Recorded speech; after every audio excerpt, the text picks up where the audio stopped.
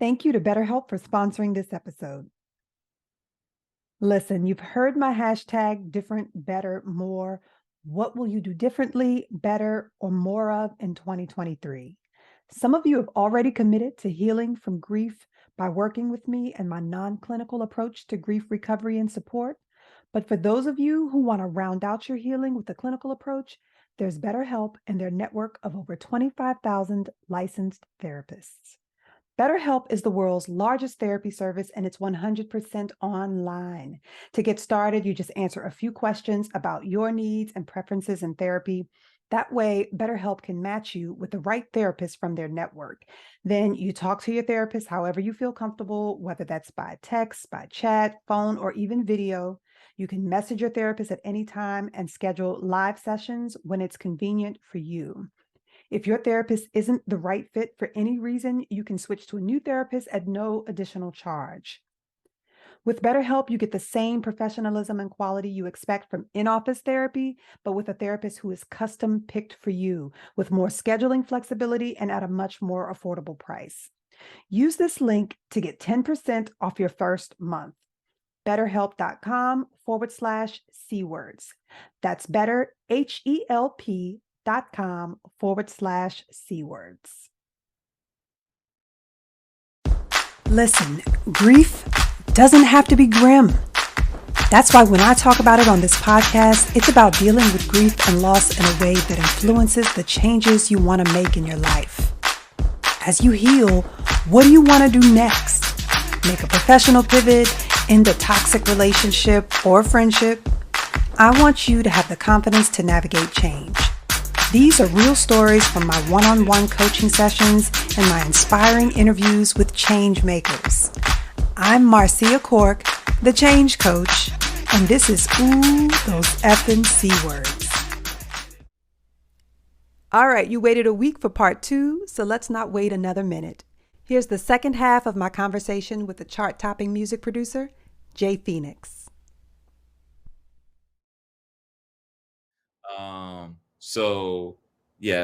Beverly brought Ari to me, and shout out to Bev if you're watching this. Bev and Bev brought Ari to me, and instantly, when I say instantly, I knew I wanted to work with her. Instantly, and didn't take long for us to connect. I think we went and started working the next day. Give us a little insight into that process, because so much of this just sounds like it just happens by osmosis, just vibing in the studio or before you even get to the studio. It's the music business, so how do you form these relationships but know that some type of payment, contracts, all these types of things have to be worked out? Just creatively walk us and listeners through what that's like. Then Marcia, that right there's a whole nother episode. This is what it's for. We're educating people right now. You're right. It's called the music business, and unfortunately, the business part of it can taint the beauty of music. But you can't have one without the other. Right. Hence the music business. But there's so much behind the scenes stuff, but the audience doesn't see or doesn't know. Yeah. That goes on. Because like any other business, relationships are involved. You have to work with one another. You know what I mean? And unfortunately, you have a lot of middle people getting away because it can come off as though everyone is trying to get something. Some people don't even have anything to do with the actual music being made, but they feel like they got, or they're entitled. You know what I mean? Introduced you to X, Y, and Z. Because of that, it could be because they want to be able to say they did this. From A&Rs, managers, people around the artist, people around the producer. I mean, attorneys, and I mean, it could be it's a Yeah. plethora of things. People in the Yeah. labels, you know what I'm saying? So it's a plethora of things that it becomes a quagmire. Yeah. Just and I think that sometimes, a lot of times, it messes up the music. So when you finally hear the music come out, it's like, wow, it's a blessing that it even came out, because you don't know Mm. what happened behind the scenes in order Yeah. for it to get to this point that it comes out. You know what I mean? Uh, Yeah. so yeah, so with Ari, uh, it was a great experience. Good. Yeah, it was a great experience. We had our, you know, we had our moments because we were around each other a lot all the time, Mhm. Mhm. creating, and so, but the business part is a part. It's Yeah. just a part of it. So sometimes that can, you know, cause relationships to, you know, Yeah. Yeah. I go get it. apart. So yeah. And what projects came out of that collaboration with you and Ari? Um, so there's some things still in the works. Okay. Right now she's doing what she does with Dreamville and everything, of course. Mm. Mhm. There's some things still in the works that hopefully be Okay. soon release. Hopefully, yeah, All right. All right. yeah. But I All got right. some acts that I'm excited about. That All right. You want to talk about those? yeah, kind of sort. I Not will say yet. one. It's a group called Puleng, Pulleng. Okay. British Filipino twins. They're Mm. phenomenal guys. They sing, play instruments, very talented. So I'm really excited about them. And and yeah, this other kid named Alex that's in the area. Some major labels are looking at him right now. Okay. He plays guitar and sings. I mean, he's phenomenal talent. These young guys. Uh, Hmm. so yeah, yeah. And you are working with them on music production? I'm working on it. Yep, working on their Okay. projects as we speak. Yep, Okay. yep. All right. Okay, so can we get into our R&B money moments where where you share the upsets that you said came later? The upsets. Yeah, the biggest Oh man. disappointments. You said they weren't early in the career, they came later. So, Um, you know what? They can be considered. I guess one, if you look at it, they could be considered like upsets. But I took them as learning experiences. okay. Um, because to have not gone down that path, y- I learned a lot. Yeah. I learned a lot, and one thing I did learn is that with this music industry, you have to. It makes you realize what's your first love. Is it the money, Mm. the fame, or is it really the music? Okay. Mhm. And you have to when you come to that road, you have to make a clear um, separation as to which side you're going to be on, Mhm. because we know both have to go work with each other. But if Mhm. your love is just for the for the fame and the money, you're going to be disappointed a whole lot. Yeah. So when you get those moments where you're disappointed, you're angry, you're frustrated, it's almost like, you know what, you have to remember that you love the music. You're doing it Yeah. for your love of music.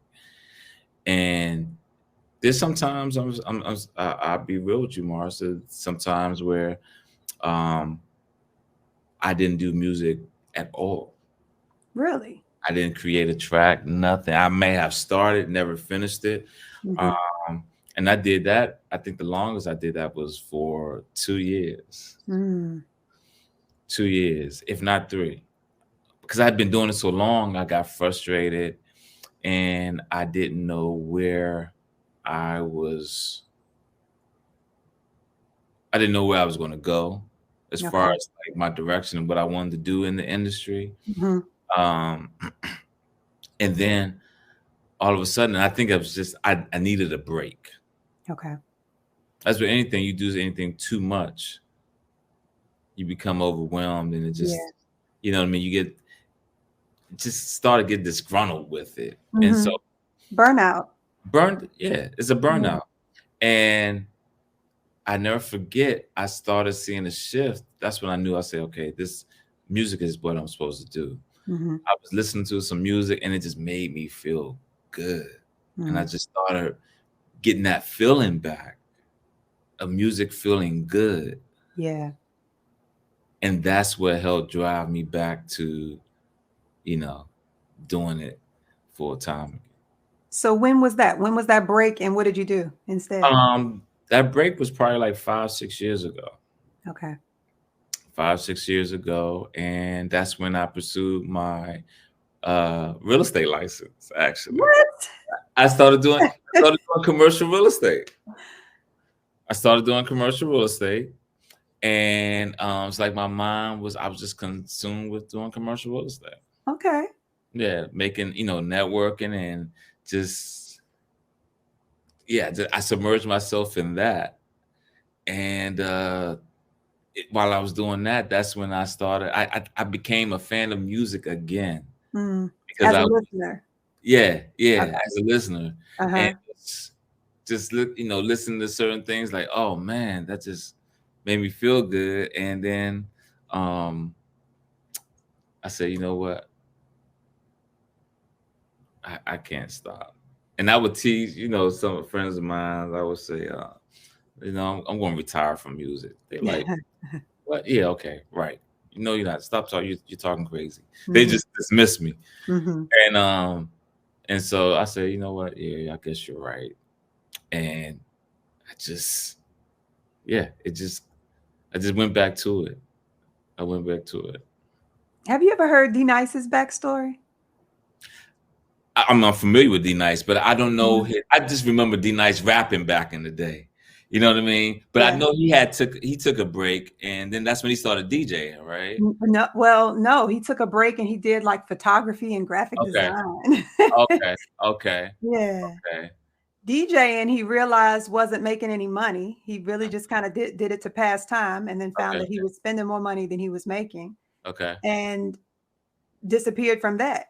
So, I mean, the story and the different paths initially thinking that he was the DJ and that he was already a music producer okay. for It Boogie was Down one of the ones. Productions. I think K. Boogie Down, was it Boogie Down?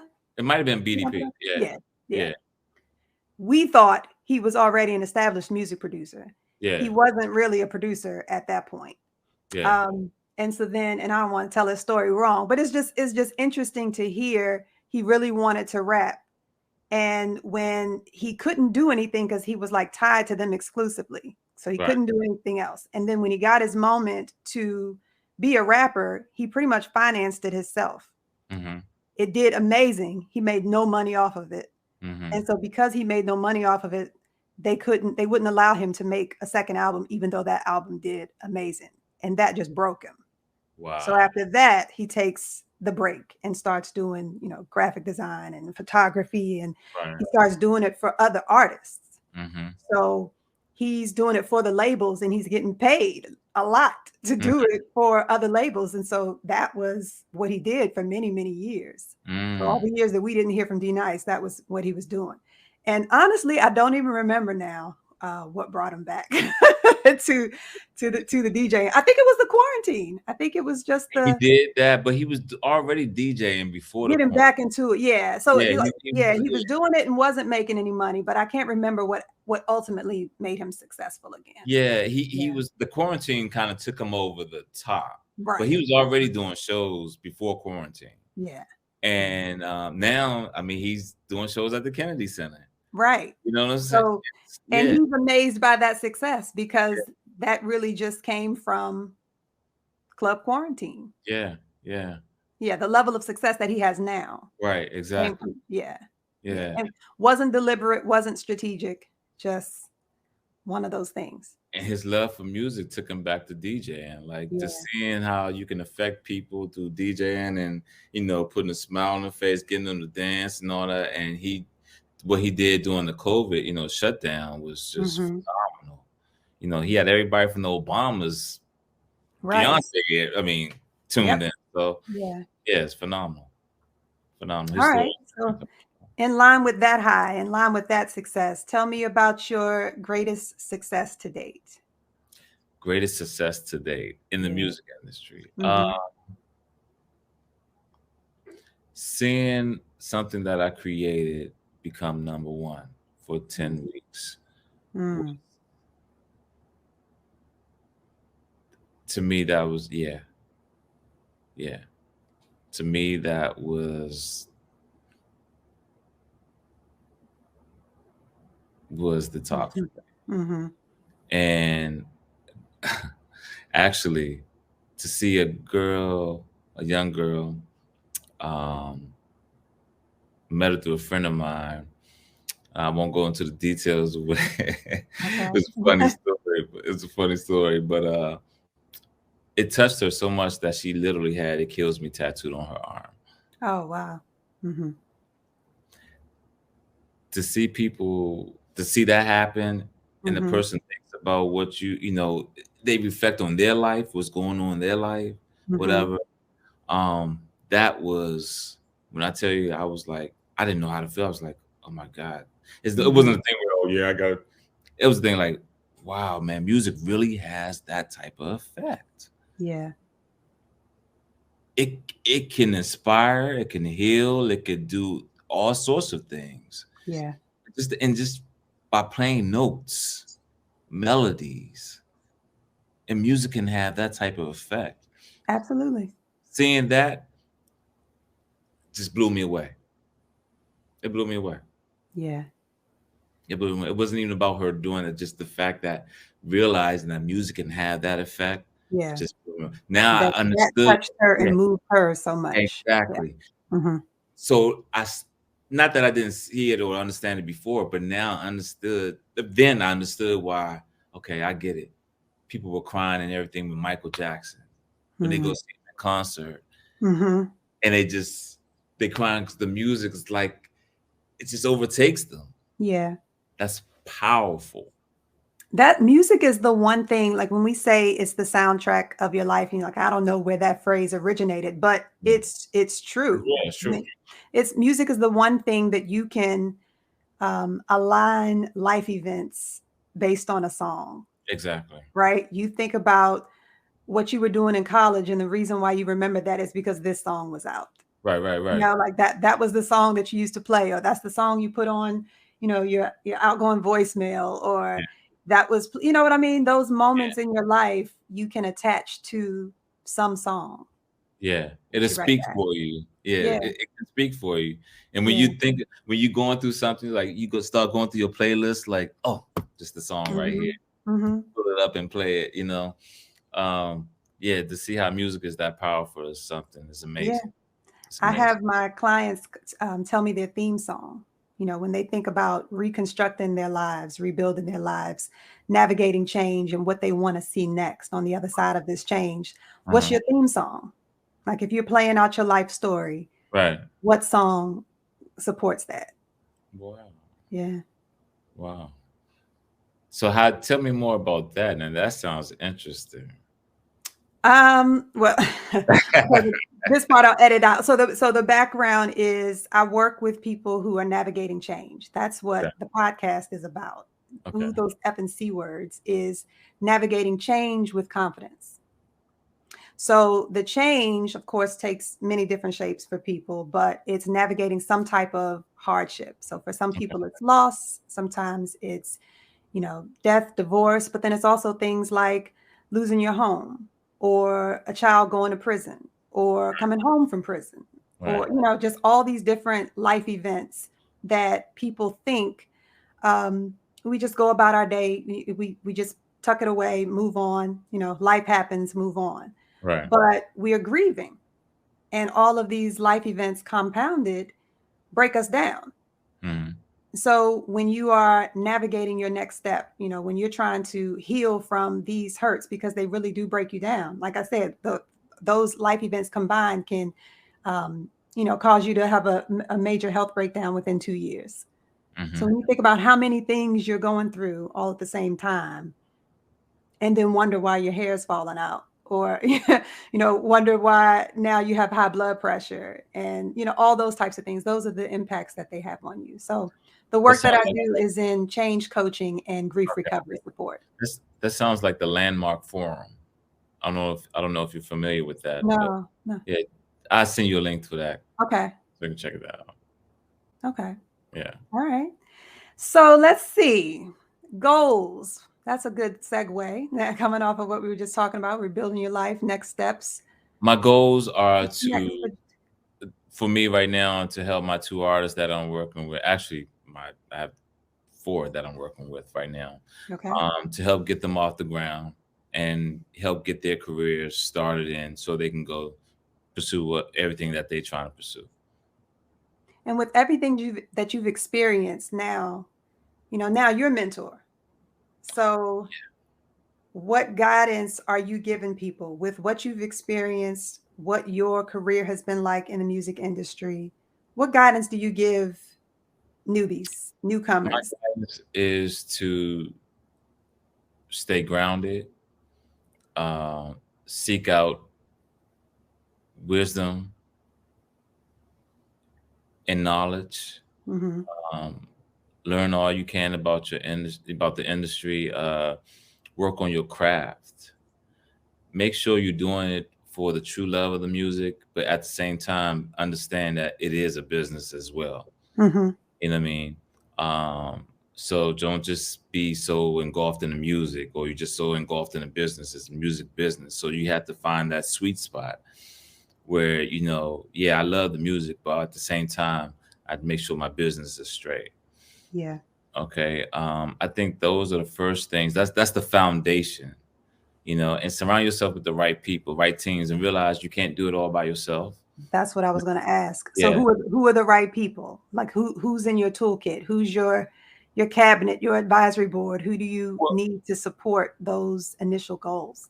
um, I think it depends on where you are in your journey. For me right now, partnerships. Partnerships are important. That's what I'm developing. Be it friends that are managers. You know what I mean? Hmm. They may bring a situation to me and we partner up on that. Okay. Or I could partner up with another producer or writers. So it's more about partnerships. Partnerships can be looked at as being tentacles for which have more of your presence in the industry. You know what I mean? Hmm. If you're a partner of this, partner of that, because 10, 20, 30% of something is better than 10, 20, 30% of nothing. Yeah. You know what I mean? Yeah. Um, and so that helps build your pipeline, because the industry, as far as like paying, the budgets aren't like they used to be back in the 80s, 90s, Hmm. whatever. So it's a Hmm. different model now. So you kind of have to think differently. You have to move differently. Okay. So Yeah. who's in your immediate circle? So in my immediate circle right now, I have managers that I'm working with right now, Daoud Batiste and Matt Pulling. Um, they're managers that I work with, Easy Tommy. Um, so guys I've known for a long time, you Hmm. know, and that I have relationship with. Okay. Yeah. And so as you guide new artists, who are you suggesting they surround themselves with? And I forgot. I'm sorry. My attorney, my amazing attorney, Okay. Leo, Leo Rosario, my amazing attorney. Yeah, and oh, I forgot Justin as well. Uh, he's a manager too, actually. Okay. So yeah, but your question was, Yeah. And so those type of people. So mhm. who are you suggesting that new artists surround themselves with in the early years? To either support their growth or um, protect as they grow. Who should they? So it okay. So I think that can go various ways. So, So if they're artists, I think, and they're just working on writing their songs and building up their catalog. Right now, they don't need, and I mean, they need to be working on how to be an artist, like working on your show, your live Mhm. performance. Mhm. And then I would say get an attorney, Okay. because when the contracts start coming in, you don't want to be trying to find an attorney. You want to already have an attorney on deck Okay. that can look over your contracts for you. Um, the manager situation can be a little sticky. Depends on who it is, uh, their track record, Mhm. and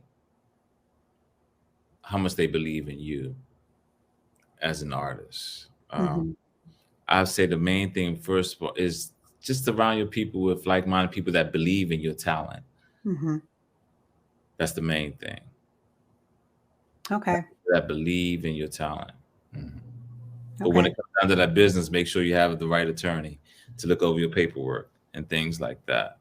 So that goes back to how much you invest in yourself at these early stages. Is this someone that you just, have on retainer, or is it just someone that you um, get referred to, keep them in your back pocket until they're needed? My attorney has been with me since before I even had a hit. Okay. Stay Yeah, ready. yeah, yeah. Okay. Uh, yeah. So yeah, she's been with me for a very long time. Her and Curvin Sims. Um, um, I had Curvin. Yeah, Curvin was at one point in my career, but Lita Rosario has been with me for a very long time. She's still with me now. I don't do deals without her. All right. No. All right. Well, I'm going to start to wrap things up. I want to make sure you share anything that we haven't touched on. And I also want to get one of those wild industry stories. So, what Those you want to wild do? industry stories. Yeah, yeah. I don't know if I have any crazy wild industry stories.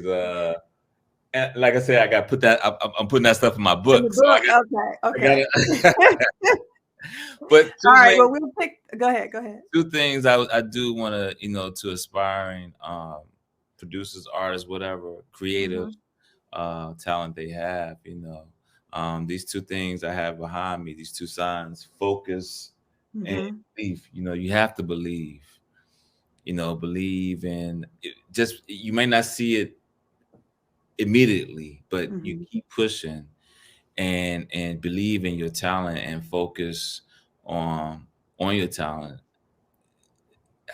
It will take you to a place that you might have imagined, but actually one day it will become a reality. Hmm. And what does that reality look like? So, I bring this back to what we were saying about award season and getting snubbed, and how you said earlier in the conversation, having your eye on the prize, and, sometimes chasing a moving target. How do you make peace with your talent and your success if you don't feel like you're getting the recognition or that prize that you've been chasing? I think each person has to figure out what does success mean for them Yeah. in each individual journey. Is your success trying to gain all of the awards and be seen, or is your success, making a certain amount of money, or is your success, that people know you're an artist, and yeah, everybody has their own individual idea of what success is to them. Yeah. Um, you just have to be authentic in what your success is, what you Yeah. believe your success is. You know what I mean? Yeah. Um, and so, yeah, so it varies for each individual. Okay. Yeah, yeah. All right. Because you don't win an award doesn't mean that you're not a success. Yeah. That's what they also have to realize as well. There was I was looking at, as when they announced the nominees, they also talked about who got snubbed, who Yeah, was expected to get nominees and didn't.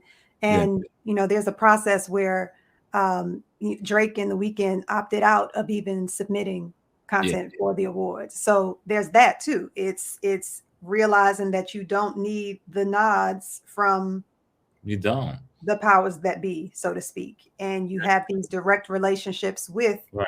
your audience, with your tribe. And that Exactly. helps measure your success as well. Exactly. You're the Drake in the Weekend. Why do I care about a nod? You know what I mean? It's Yeah. just that's not what they do it for. Yeah. To So to be start able, out with that mindset. yeah, Would to be be hard. able to go and do shows and sell out arenas in front of your audience. Yeah. Why do I need an award to validate me? It's nice to be able to say, "Oh yeah, I got this award," Yeah. It's but nice to turn around and look at that plaque, huh?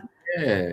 I mean, it's nice, but at the end of the day, coming from Drake and Weekend's perspective, um, being able to know that millions of people love your music, Yeah. and that if you say I'm doing a show tonight, it's going to be packed out. Yeah.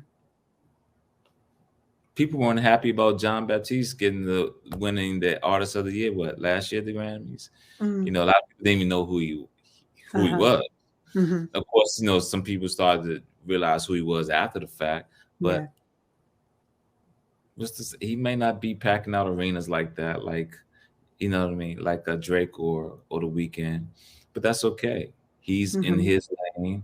Drake and Weekend are in their lanes, Mhm. and it's more than enough room for everybody. All right, Jay. So where can the people find you You so can they can find look me out on for my that book? Instagram, which I get teased all the time. They say, "Why don't you post more? Why don't you do it?" So I am going to be starting to post more and more insight into what I'm doing. They Okay. can catch me on Instagram, J Phoenix, JayFenix. I'm still on Facebook as well. Okay. Twitter, not as much, but definitely on Instagram. Look, Well, I want thank to say thank you for having me. It's been a pleasure. yeah. Something that you even thought of me to have me on your podcast. So it's been a pleasure. Yes, it has. Thank you. Thank you. I appreciate you joining me. All right. All Well, right. then I guess we'll schedule something when that book comes out. Oh yeah. Most definitely. I'm definitely gonna hit you up for that. Yeah. Okay. And then All I right. can get one of these wild industry stories. Ooh, those F and C Words is an independently produced podcast produced and edited by yours truly, Marcia Cork, and made possible with support from listeners like you. To support the podcast, go to anchor.fm/those F and C words /support, or click the link in the show description. If you've made a commitment to self care in 2023, join my free #DifferentBetterMore challenge on Slack. Come for the accountability, stay for the community. Download the Slack app now and click the link in the show description to join.